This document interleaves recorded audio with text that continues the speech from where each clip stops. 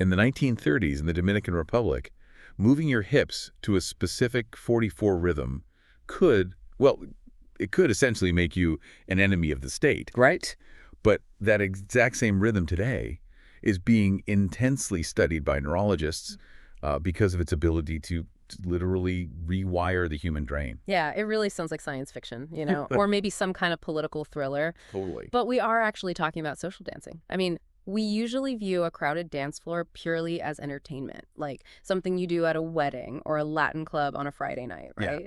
Completely separated from the heavy complexities of the real world. That was definitely my assumption before we started prepping for today. So welcome to today's deep dive, everyone. We are jumping into a really fascinating stack of academic and medical sources presented by Dr. Christophe Delong and Conexa Formation. Yes. And our mission here is to take these comprehensive studies and, extract the mind-blowing realities hidden right beneath the surface of the music. Exactly. Because the research they've compiled, it reveals a wildly different reality than what you see under the club lights. Oh, for sure. We are looking at a story of intense political censorship, incredibly precise biomechanical engineering, and a global cultural revolution. The true magic of bachata doesn't just lie in the music itself. Right. It lies in how it seamlessly blends physiological survival with sociological defiance. Yeah, so let's start with that defiance, because to really understand how bachata moves the human body today, we have to look at how it survived being crushed by a dictatorship. We do. Going back to the Dominican Republic in the early 20th century, I mean, this was not a glamorous scene at all. The sources note the genre was initially known as música de amarg, which translates directly to the music of bitterness. And that bitterness was a literal reflection of the times. This was the music of the rural poor. Right. It was the soundtrack for manual laborers and the massive rural exodus of people, pouring into the shanty towns of Santo Domingo looking for work. Yeah, so the lyrics weren't about flashy parties or anything. Not at all. They were acoustic wails about misery, poverty, heartbreak, and this profound sense of displacement. Which naturally made the elite classes incredibly uncomfortable. Oh, absolutely. But the sources showed this wasn't just like typical upper-class snobbery. Under the dictatorship of Rafael Trujillo from 1930 to 1961, this stigma was weaponized. Yes, very deliberately. Bachata was actively censored by the state. You couldn't play it on national radio. You couldn't sell it in mainstream record shops. Well, the regime had a very specific political goal.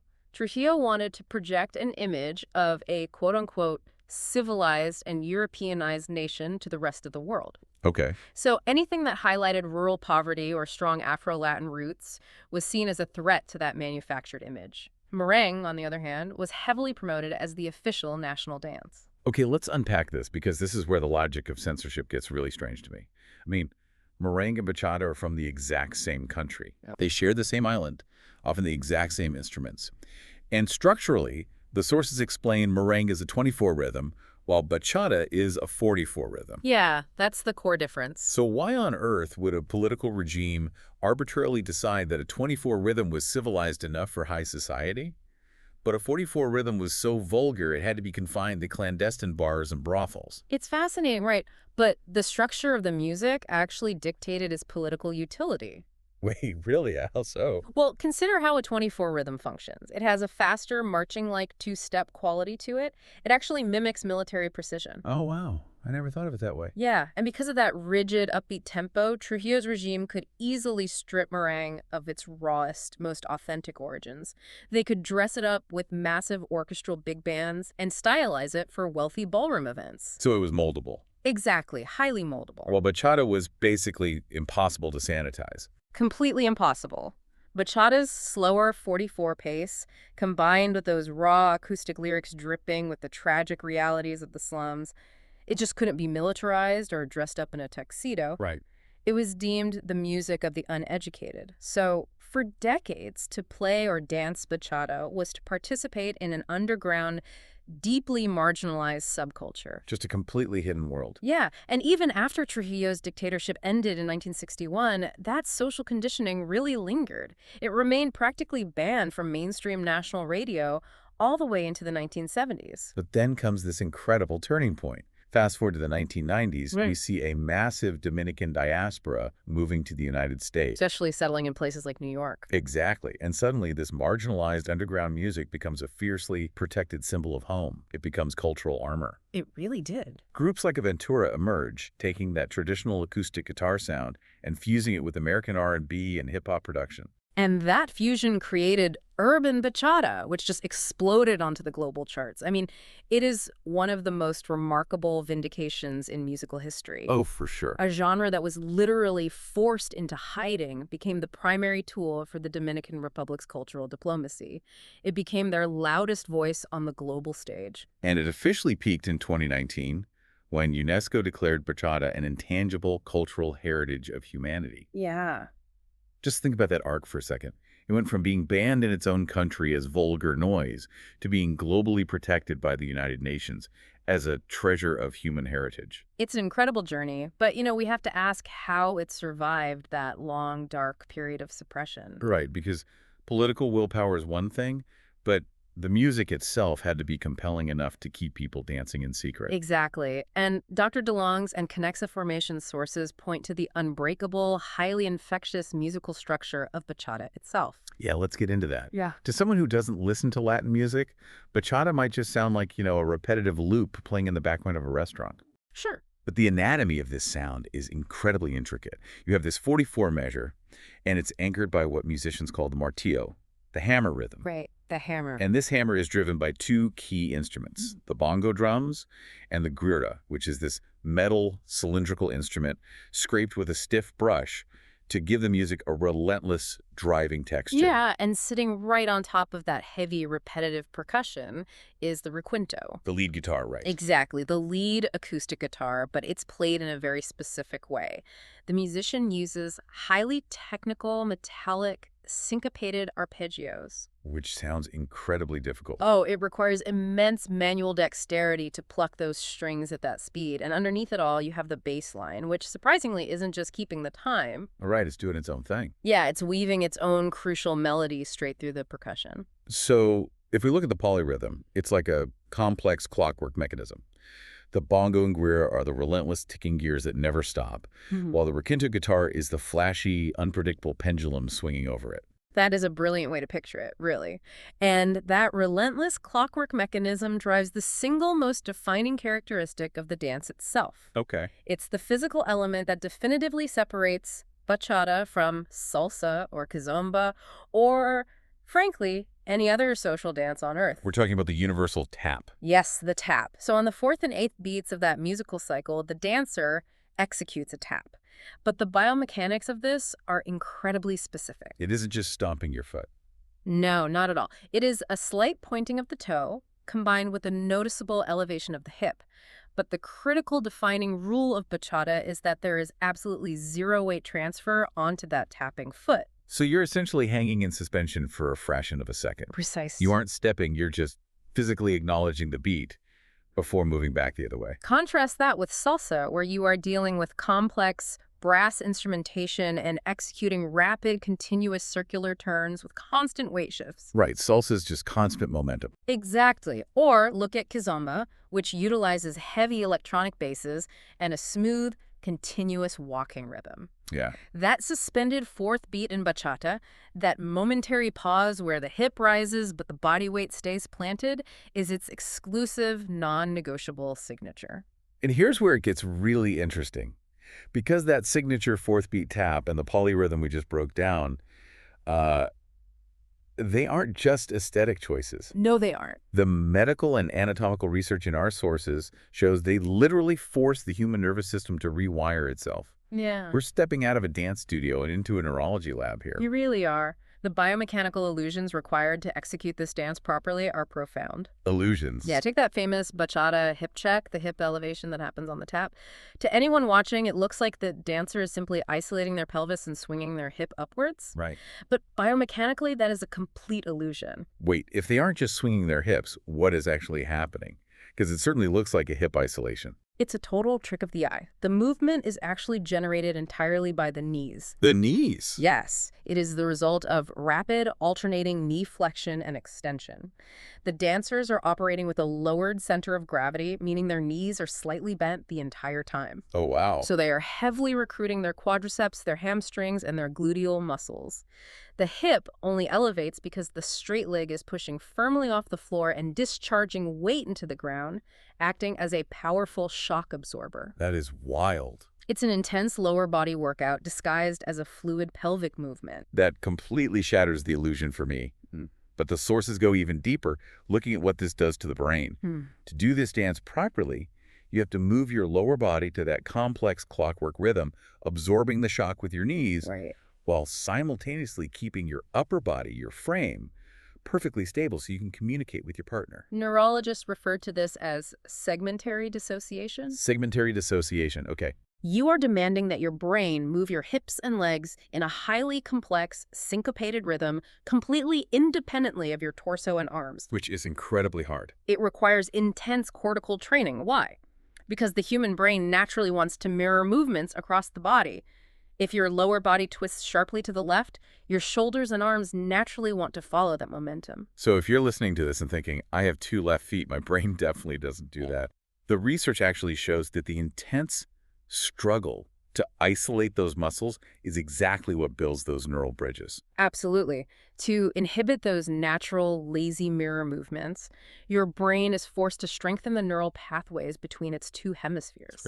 It literally builds stronger connections across the corpus callosum, which is the thick band of nerve fibers dividing the brain. Right.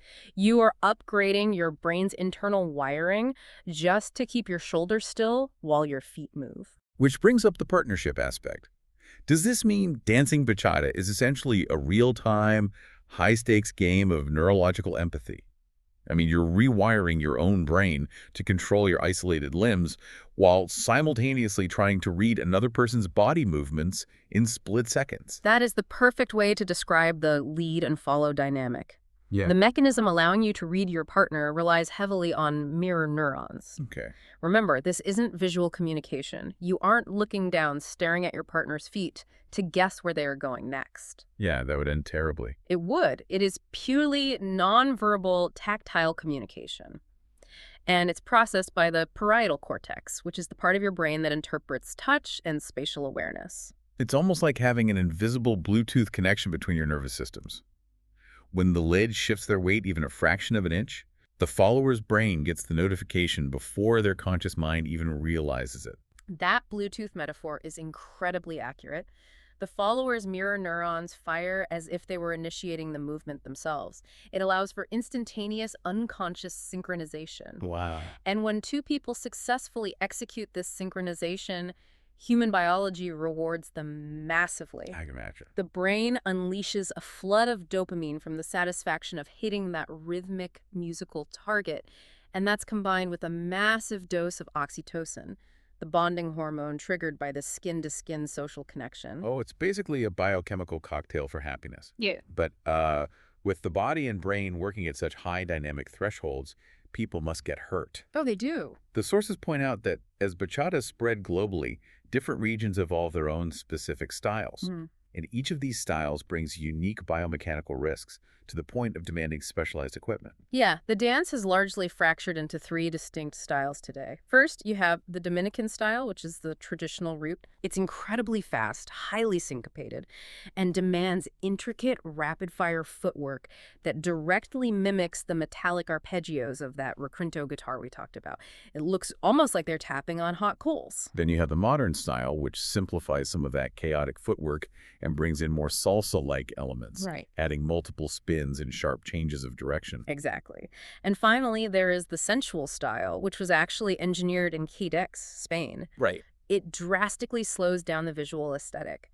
It places a heavy emphasis on extreme body isolations, fluid body waves that roll through the spine, and dramatic head circularities. But Dr. Delong's medical sources make it clear that these aren't just stylistic aesthetic choices. They take a profound toll on the body. A massive toll. Take that sensual style, for example. All those dramatic chest isolations and deep back dips place massive shear forces right at the base of your spine. Yes, specifically that critical hinge point where your lower back meets your pelvis, known as the L5-S1 vertebrae. If a dancer lacks incredible core strength, they risk debilitating lower back injuries. And the traditional Dominican style is equally demanding, but on a different joint. Because it relies on rapid, split-second pivots and constant changes of direction, the main hinge of your knee, the femorotibial articulation, acts as the primary shock absorber. Ouch. Yeah. If a dancer attempts a fast rotation and their foot grips the floor just a fraction too hard, that rotational force travels straight up the leg, and they risk severely tearing their knee meniscus. Which brings me to something that blew my mind in the research. I always assumed the 7 to 10 centimeter heels women wear were purely for aesthetics. Like a death trap, frankly, if you were pivoting that fast. You'd think so. But the sources say they are actually functional tools. How do they not destroy their knees in those? It is a brilliant example of form-following function in biomechanics. The extreme heel intentionally shifts the dancer's center of gravity forward, completely off the flat of the foot and onto the metatarsals, the padded balls of the feet right behind the toes. Okay, so they're always on their toes. Exactly. By forcing the weight forward, it drastically decreases friction and reaction time. It makes those rapid, split-second pivots biologically possible without the heel catching and shredding the knee joint. That is incredible. The shoe is basically a piece of athletic safety equipment disguised as high fashion. And the materials matter just as much. The soles of these shoes must be made of brushed suede or buffalo leather. Not rubber. Never rubber. Suede ensures a highly controlled, predictable glide over wooden floors. If you wear regular rubber-soled street shoes, you get way too much grip. And as we discussed, your knee joints end up absorbing all that dangerous rotational force. Right. Even the clothing is highly technical.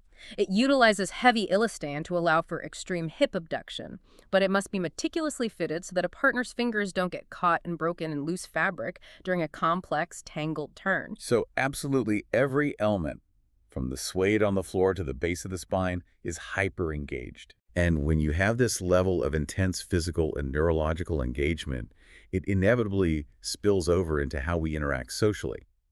The sources highlight how bachata transforms the modern dance floor into a truly unique geopolitical and socioeconomic space. To understand this social shift, we really have to look at the concept of work versus play. Okay. Historically, as we established earlier, bachata was an escape for exhausted manual laborers. Right, the music of bitterness. Yeah, it was a vital way for people to reclaim ownership of their own bodies after spending 12 hours a day engaged in forced mechanical agricultural work. But the reality of work for many people in the Western world has completely flipped today. It has. We aren't doing manual labor in fields. Many of us have office jobs that are sedentary, incredibly lonely, and, well, entirely dematerialized. We stare at glowing rectangles all day and barely interact physically with anyone. Exactly. And the sources argue that bachata has evolved to act as a direct biological antidote to that modern corporate alienation. It forces immediate skin-to-skin human connection. And in doing so, the dance floor creates a fascinating hierarchy inversion. Hierarchy inversion, I love that. Right. In your daily life, you operate within strict corporate and societal structures, but the second you step onto the dance floor, your real-world status completely evaporates. Exactly. I mean, picture a CEO of a massive tech company walking into a bachata social.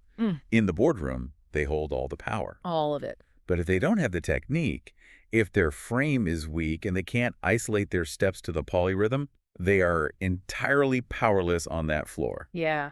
Meanwhile, a junior analyst from the same company who has mastered that Bluetooth-like mirror neuron connection becomes the absolute authority in the room.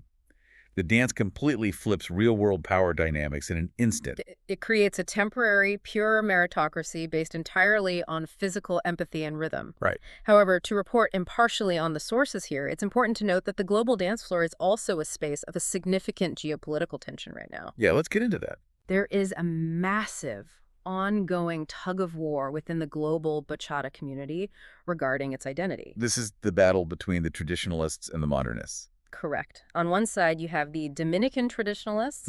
They are passionately advocating for a return to the roots. Right, the original sound. Yes. They want that raw, unpolished acoustic sound the heavy, driving emphasis on the bongo, and the intricate, fast-paced footwork. For them, this is a vital assertion of Afro-Latin identity, and they strongly push back against what they view as a European or North American dilution of their history. And on the other side of the floor, you have the Western or sensual influence. Exactly. This brings massive Western pop budgets, high-gloss production values, breathy R&B vocal aesthetics, and flowing movements borrowed heavily from contemporary dance and zouk. Yeah, and the traditionalists often critique this as a highly commercialized invention that strips away the original soul of the rhythm. It's a huge debate. It is. But if we connect this to the bigger picture, what's truly fascinating is how the genre navigates this divide. Bachata operates as a deeply transnational identity today. It doesn't entirely reject Western influence. Rather, it utilizes those massive pop formats and stadium budgets as a global amplifier to reach millions. Oh, that makes sense. But simultaneously, to maintain its artistic soul and its cultural legitimacy, it relies entirely on its Afro-Latin roots and its Dominican history. It essentially needs the tension between both sides to survive and evolve in its current global form. Wow. So, stepping back, look at the incredible journey we've just taken through these sources. It's quite a ride. We started with the music of bitterness, born in the rural poverty of the Dominican Republic, actively banned, censored, and deemed a threat to the state by a dictator. And then we tracked how its unbreakable 44 clockwork rhythm allowed it to survive underground, travel with the diaspora, and eventually become a UNESCO World Heritage phenomenon. We looked under the hood and saw how it's not just a sensual dance. It is a biological workout that forces your brain to literally rewire its corpus callosum. Yes. It utilizes our mirror neurons to create instant nonverbal empathy. It relies on extreme biomechanical engineering like stiletto heels acting as athletic gear to protect the spine and knees. And it completely upends corporate social hierarchies the second the music starts. It proves that social dance is far more than a leisure activity. It is a potent biological and sociological force. Absolutely. And it leaves us with a compelling final thought to consider based on this research.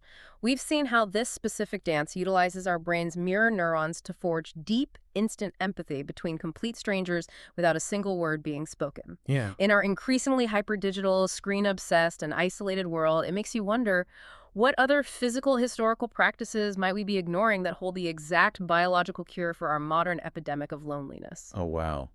That is a phenomenal question. It really makes you rethink the hidden power of simply moving to the beat with another person. It really does. The human body is capable of a lot more than just staring at screens. It is hardwired for profound, unspoken connection. Thank you for joining us on this deep dive and keep exploring.